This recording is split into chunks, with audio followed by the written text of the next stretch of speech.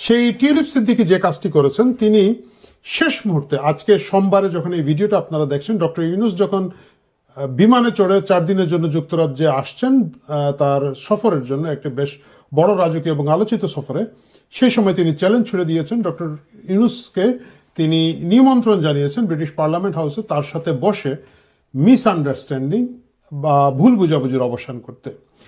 সেটা করতে গিয়ে যে কাজটা করেছেন টিউলিপ সিদ্দিকী এবং তার টিউলিপ সিদ্দিকের যে আইনজীবীরা আছেন, তারা ডক্টর ইউনূসকে একেবারে ওপেন একটা খোলা চিঠি দিয়েছেন, যেটা তারা পাঠিয়েছেনও তার লয়ার, এবং তিনি নিজে টুইটারে টুইট করেছেন এবং বিভিন্নভাবে তারা প্রতিষ্ঠিত করেছেন একটা উন্মুক্ত চ্যালেঞ্জ। সেই চ্যালেঞ্জে তিনি বলেছেন যে, টিউলিপ সিদ্দিকী বলেছেন যে, আমার সাথে বাংলাদেশে আমার কোনো ধরনের ব্যবসায়ী সম্পর্ক নেই, কিছুই নেই। আমি বাংলাদেশে রাজনীতি করি না, বাংলাদেশে আমার কোনো কেরিয়ার আমি গঠন করিনি, আমি এইখানে থাকি। হ্যাঁ, বাংলাদেশ আমার ডিপ টু মাই হার্ট, আমার হৃদয়ের অন্তরে আছে, কিন্তু সেটা শুধুমাত্র শুভেচ্ছা এবং ভালোবাসার জায়গায়, ব্যক্তির স্বার্থ আমার কোথাও কোনোভাবে সম্পৃক্ত না। এবং যুক্তরাজ্যের বাঙালি কমিউনিটির সাথে আমার নিজে একজন বাঙালি কমিউনিটির সদস্য হিসেবে, ব্রিটিশ বাঙালি হিসেবে তাদের সাথে আমার সেই ওয়ার্ম সম্পর্ক আছে বা সেই সম্পৃক্ততা আছে, সেই যোগসূত্র আছে, কিন্তু এর বাইরে বাংলাদেশ সরকারের এই সব কিছুর সাথে আমি নেই। সেই চিঠিতে তিনি বলেছেন যে, আপনারা আমার লয়ারের সাথে, আমার আইনজীবীদের সাথে কোনো যোগাযোগ করছেন না, ঢাকার র্যান্ডম ঠিকানায় কোন না কোন ঠিকানায় আপনারা বারবার নাকি শুনেছি আমার নামে চিঠি দিচ্ছেন এবং আমার নামে আপনারা বদনাম করছেন। ঠিক আছে, এই সবগুলো নিয়ে আমাদের কোনো ধরনের ভুল বুঝাবুঝি থাকে, আপনি আমার সাথে বসেন, চা খান, খাবার খান, খেয়ে আমরা সেই ভুল বুঝাবুঝিটা মিটমাট করি, আমি আপনাকে ব্যাখ্যা দিই। এই যে টিউলিপ সিদ্দিকী হঠাৎ করে ঠিক ডক্টর ইউনূস বিমানে চড়ার আগ মুহূর্তে এই ঘোষণাটা দিলেন। আমি এখন লন্ডনে আছি, লন্ডনের সবগুলো মিডিয়া এটাকে খুব গরমাগরমভাবে নিয়েছে এবং তারা খুব সকলে, একেবারে বিবিসি থেকে শুরু করে, গার্ডিয়ান থেকে শুরু করে যতগুলো উল্লেখযোগ্য পত্রিকা এখানে আছে সবাই দেখলাম, ইভিনিং স্ট্যান্ডার্ড দেখলাম বড় করে হেডিং করেছে এবং তারা সকলে এটাকে খুব মজা পেয়েছে এবং আলোচিত হয়েছে। কেন আমি বললাম যে এটা ব্রিটিশ বুদ্ধি? কারণ এটার মাধ্যমে টিউলিপ সিদ্দিকী একটা বিশাল চ্যালেঞ্জ ডক্টর ইউনূস এবং ডক্টর ইউনূসের প্রতি ছুড়ে দিলেন, এক, আন্তর্জাতিকভাবে। দ্বিতীয় হচ্ছে ডক্টর ইউনূস শেখ হাসিনা এবং শেখ পরিবারের যে দুর্নীতির যে ব্যাপক তোড়জোড়, ব্যাপক কথাবার্তা হচ্ছে এই মুহূর্তে বাংলাদেশে, তার সব কিছুকে এই চ্যালেঞ্জের মাধ্যমে একটা বিশ্বাসযোগ্যতার চ্যালেঞ্জের মধ্যে ছেড়ে দিয়েছেন এবং ফেলে দিয়েছেন। কারণ ডক্টর ইউনূস যদি এখন টিউলিপ সিদ্দিকীর সাথে বসেন, টিউলিপ সিদ্দিক এটা প্রমাণ করতে পারবেন, তার চিঠির ভাষা থেকে বোঝা যাচ্ছে যে কোনো ধরনের দুর্নীতি, বাংলাদেশ সংক্রান্ত কোনো দুর্নীতির সাথে তার কোনো ধরনের সম্পৃক্ততা নেই।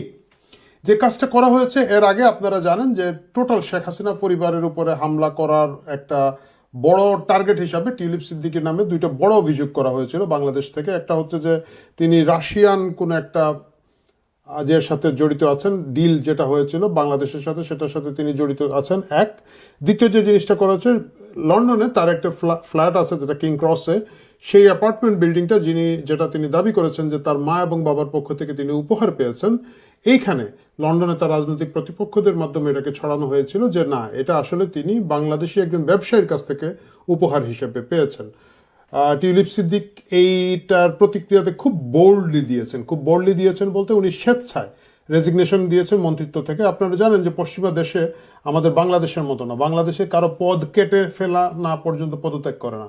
এখানে কিন্তু ন্যূনতম কোনো অভিযোগ উঠলে, চারিত্রিক নৈতিক স্খলন, কোনো ধরনের আর্থিক অসঙ্গতির কথা উঠলে তারা প্রথমে রেজিগনেশন দিয়ে দেন। টিউলিপ সিদ্দিকী বোল্ডলি রেজিগনেশন দিয়েছেন এবং শুধু তাই না, তিনি স্বেচ্ছায় নিজে থেকে উদ্যোগী হয়ে সরকারের এইখানকার যে দুদক আছে বা এখানকার যারা এই তদন্তগুলো করে থাকেন সেই কমিটিকে বলেছেন যে আপনারা এটা তদন্ত করে আপনারা বিচার করে দিন। সেই কমিটি 7-8 দিন ধরে এটাকে খুব ডিপলি তদন্ত করেছে। সেই তথাকথিত যে অ্যাপার্টমেন্ট বিল্ডিংটি আছে সেটার দলিল দস্তাবেজগুলো দেখেছে এবং সবগুলো দেখার পরে তারা টিউলিপ সিদ্দিকীর কথা বলেছে যে তার বিরুদ্ধে কোনো অভিযোগ পাওয়া যায় নাই, অভিযোগ প্রমাণিত হয় নাই। এটা বলা সত্ত্বেও টিউলিপ সিদ্দিক এখানে রেজিগনেশন দিয়েছেন এবং তিনি বলেছেন যে যদিও আমি নির্দোষ, কিন্তু এটা নিয়ে একটা এক্সট্রা কথাবার্তা হচ্ছে যেটা সরকারের জন্য অস্বস্তিকর। আমাদের যে মূল কাজ, মানে উনি যে লেবার গভর্নমেন্টের অংশ, আমাদের যে মূল কাজ জনগণের কল্যাণ করা, এটা থেকে মনোযোগ উল্টাপাল্টা দিকে সরে যাচ্ছে বলে আমি এখানে রেজিগনেশন দিলাম। এতটুকু পর্যন্ত ছিল, কিন্তু বাংলাদেশ সরকার সেটাকে সেই পর্যায়ে রাখে নাই। তারা তার বিরুদ্ধে আরো মামলা করেছেন এবং তার বিরুদ্ধে ঢাকা আদালত থেকে ওয়ারেন্ট জারি করা হয়েছে। যদিও সেই ওয়ারেন্ট আসলে একজন ব্রিটিশ এমপির বিরুদ্ধে করা কতটুকু যুক্তিসঙ্গত বা কতটুকু সম্ভব সেটা পরের বিষয়, কিন্তু সেটা করা হয়েছে। এবং মজার ব্যাপার হচ্ছে সেটা যে করা হয়েছে অফিসিয়ালি কিন্তু এটা টিউলিপ সিদ্দিকীকে জানানো হয় না যে আপনার বিরুদ্ধে আদালতে সমন জারি আছে, আপনি বাংলাদেশে এসে উপস্থিত হন বা কিছুই করুন। এই জিনিসগুলো নিজে নিজে করা হচ্ছে। এগুলো আমাদের গ্রামাঞ্চলে হইতো, আমাদের আপনারা যারা জানেন বিচার ব্যবস্থা, এটা আমাদের মফস্বলে হয়, আমি জানি না নিশ্চয়ই ঢাকায় হয়। যেটা হয় কি, কারো নামে একটা সমন জারি করলে সেই সমনটা আদালত থেকে গায়েব করে দেয়, মানে প্রতিপক্ষ গায়েব করে দেয়, টাকা পয়সা খাইয়ে পেশকারের অফিসের কোনো পিয়ন টিয়নের কাছ থেকে এটা সরিয়ে রাখে। তারপরে দেখা যায় যে আদালত দেখে যে আরে আমি এখানে সমন জারি করলাম, উনি তো এসে হাজির হয়নি, দিয়ে দিল একটা ওয়ারেন্ট যে জোর করে ধরে নিয়ে আসো, পুলিশ ওকে গ্রেফতার করে ধরে নিয়ে আসো। তারপরে সেই ওয়ারেন্ট দিয়ে গিয়ে গ্রেফতার করা হয়। এই যে গ্রাম্য বুদ্ধির যে একটা প্যাচ, সেই প্যাচ দিয়ে ডক্টর ইউনূস এবং আসিফ নজরুল গম টিউলিপ সিদ্দিকের পিছনে লেগেছেন। তারা র্যান্ডম ঢাকায় কোথায় যেন একটা জায়গায় চিঠি পাঠান, টিউলিপ সিদ্দিকি বলেছেন যে আই হ্যাভ নো আইডিয়া কোথায় পাঠাচ্ছে, কার কাছে, কেন এই চিঠিগুলো পাঠায়, এবং আমি শুনেছি তারা আমাদের লয়ারের সাথে কোনোভাবে এঙ্গেজ হচ্ছে না। এর বিনিময়ে তিনি বলেছেন এ meeting mite also help clear up misunderstanding by the Anti-Corruption Commission in Dhaka that I have question to answer in relation to my mother's sister, the former Prime Minister of Bangladesh, Sheikh Hasina. I am a UK citizen, born in London and representing the people of Hampstead and Highgate in Parliament for the last decade. গত এক দশক ধরে আমি এটা করছি। প্রিয় দর্শক, আপনাদের মনে রাখতে হবে টিউলিপ সিদ্দিক এই যে একটা বোল্ড মুভমেন্ট দিয়েছেন, এইটার প্রতিক্রিয়া কী হবে, কনসিকুয়েন্স কী হবে। প্রথম কথা হচ্ছে, আমি যেটা বুঝতে পেরেছি, ডক্টর ইউনূস আসলে বসবেন না। যদিও প্রটোকলে উসিলা দিবেন যে আমি একটা রাষ্ট্রপ্রধান, সরকার প্রধান, আমি কেমনে বসবো একজন ব্রিটিশ এমপির সাথে, কথা কিন্তু তা না। আমরা দেখেছি যদি পশ্চিমা দেশের কোনো ব্রিটিশ এমপি তো বা আমেরিকান এমপি তো অনেক বড় জিনিস, আরও ছোটোখাটো পদাধিকারী কেউ গেলেও বাংলাদেশে যারাই প্রধানমন্ত্রী, প্রধান উপদেষ্টা, ইভেন রাষ্ট্রপতি থাকেন, তারা অনেক সময় তাদেরকে সাথে কার্যালয়ে মিট করেন। এখানে টিউলিপ সিদ্দিকের সাথে তিনি এই কথাগুলো এড়িয়ে যাবেন।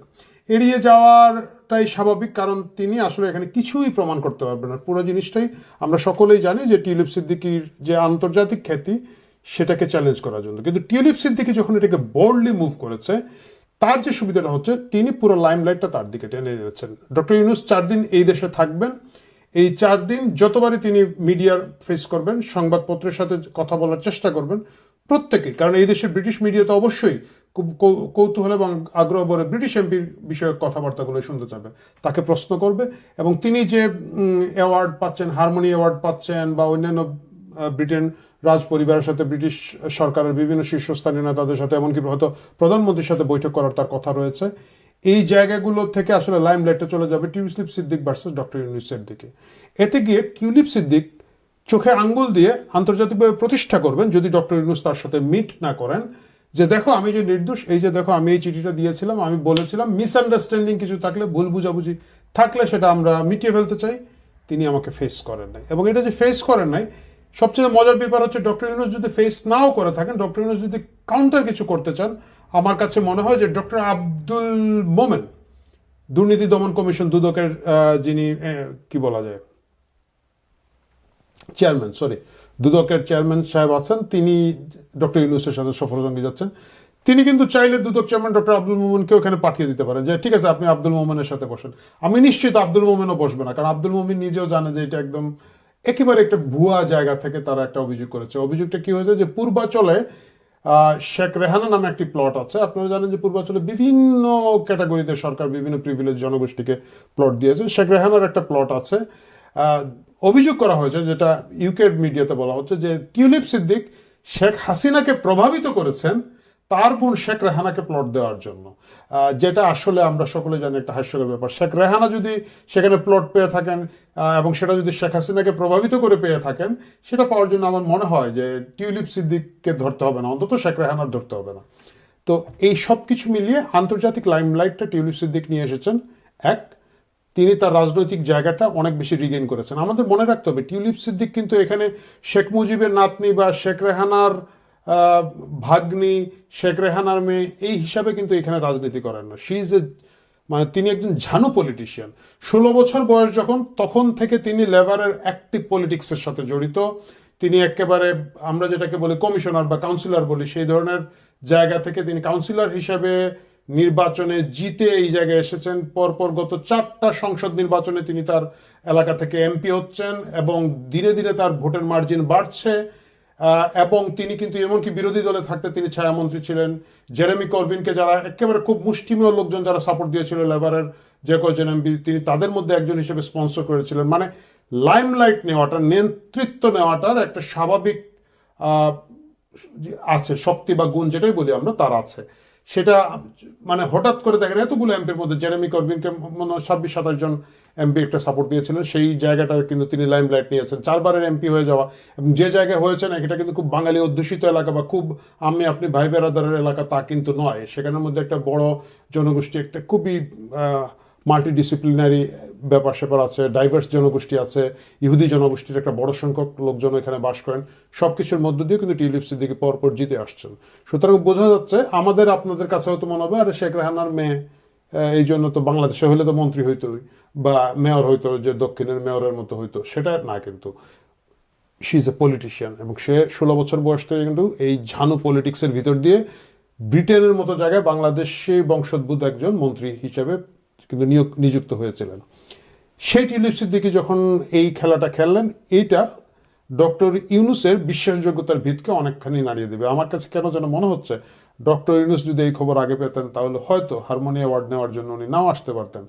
কিন্তু ডক্টর ইউনুসের একটা শখ, আপনি জানেন যে উনি 10 মাসে কিন্তু এটা তার 11তম বিদেশ সফর, মানে প্রতি মাসে একবার বিদেশে যদি উনি না আসেন উনি আরাম পান না। কি কারণে আসেন, কেন আসেন? বেশিরভাগ সময় এইসব অ্যাওয়ার্ড নিতে আসেন, ব্যবসায়ী সমিতির সাথে মিটিং করতে আসছেন। কিছুদিন আগে জাপানে গিয়েছিলেন, কি যে অ্যাচিভ করেন উনি জানেন, আমরা কেউ জানি না। উনি বলতে পারবেন, আর আমাদের ডাস্টবিন শফিক ভাই বলতে পারবেন। কিন্তু এই লন্ডনের এই সফরটা তার জন্য টিউলিপ সিদ্দিকীর এই চ্যালেঞ্জের কারণে একটা বিরাট অস্বস্তি হয়ে থাকবে, এবং এই অস্বস্তি ভবিষ্যতে দুদকের মাধ্যমে শেখ হাসিনা পরিবারের দুর্নীতির যে অভিযোগগুলো আসবে তার সবগুলোকে সন্দেহের দিকে রাখার জন্য আন্তর্জাতিক মহলের কাছে একটা গুরুত্বপূর্ণ মাইলস্টোন হিসেবে থাকবে। প্রিয় দর্শক, ডক্টর ইউনুস 4 দিন ইংল্যান্ডে থাকবেন, আমরা দেখতে থাকবো তিনি কি করেন, এবং নিশ্চয়ই টিউলিপ সিদ্দিকী এবং ডক্টর ইউনুসের এই দ্বৈরথের যদি নতুন কোনো আপডেট থাকে সেটা নিয়ে আমি আপনি এই চ্যানেলে আবার বিশ্লেষণ করবো। ততক্ষণ পর্যন্ত সাথে থাকুন, ভালো থাকুন।